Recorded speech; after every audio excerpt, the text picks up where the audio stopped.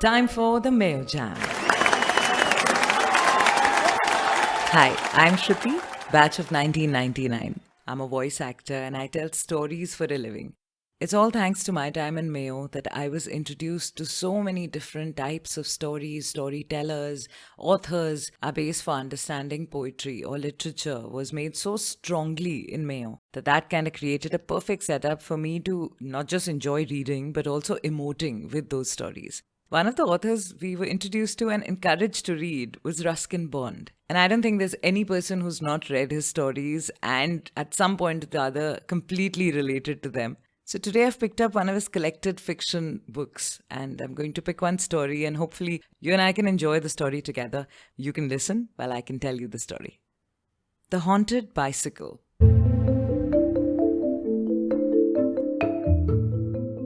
I was living at the time in a village about 5 miles out of Shahganj, a district in East Uttar Pradesh, and my only means of transport was a bicycle.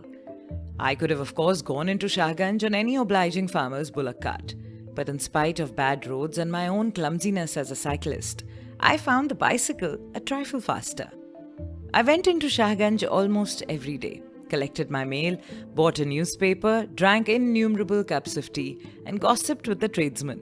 I cycled back to the village at about 6 in the evening along a quiet, unfrequented forest road. During the winter months, it was dark by 6, and I would have to use a lamp on the bicycle. One evening, when I had covered about half the distance to the village, I was brought to a halt by a small boy who was standing in the middle of the road. The forest at that late hour was no place for a child. Wolves or hyenas were common in the district. I got down from my bicycle and approached the boy, but he didn't seem to take much notice of me. "What are you doing here on your own?" I asked. "I'm waiting." He said without looking at me. "Waiting for whom? Your parents?" "No, I'm waiting for my sister." "Well, I haven't passed her on the road," I said. "She may be further ahead. You had better come along with me. We'll soon find her." The boy nodded and climbed silently onto the crossbar in front of me. I've never been able to recall his features. Already it was dark and besides, he kept his face turned away from me. The wind was against us. And as I cycled on, I shivered with the cold. But the boy did not seem to feel it. We had not gone far when the light from my lamp fell on the figure of another child who was standing by the side of the road. This time, it was a girl. She was a little older than the boy and her hair was long and windswept, hiding most of her face. "Here's your sister," I said. "Let's take her along with us."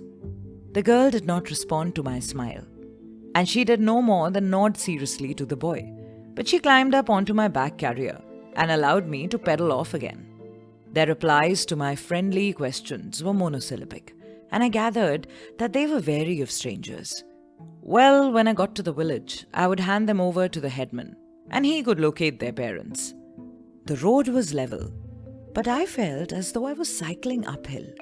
And then I noticed that the boy's head was much closer to my face, and the girl's breathing was loud and heavy, almost as though she was doing the riding. Despite the cold wind, I began to feel hot and suffocated. "I think we'd better take a rest," I suggested. "No!" cried the boy and girl together. "No rest!" I was so surprised that I rode on without any argument. And then, just as I was thinking of ignoring their demands and stopping, I noticed that the boy's hands, which were resting on the handlebar, had grown long and black and hairy. My hands shook and the bicycle wobbled about on the road. "Be careful!" shouted the children in unison. "Look where you're going!" Their tone now was menacing and far from childlike. I took a quick glance over my shoulder and had my worst fears confirmed. The girl's face was huge and bloated. Her legs, black and hairy, were trailing along the ground. "Stop!" ordered the terrible children. "Stop near the stream!" But before I could do anything, my front wheel hit a stone and the bicycle toppled over. As I sprawled in the dust, I felt something hard, like a hoof, hit me on the back of my head. And then there was total darkness. When I recovered consciousness, I noticed that the moon had risen and was sparkling on the waters of a stream. The children were nowhere to be seen. I got up from the ground and began to brush the dust from my clothes. And then, hearing the sound of splashing and churning in the stream, I looked up again.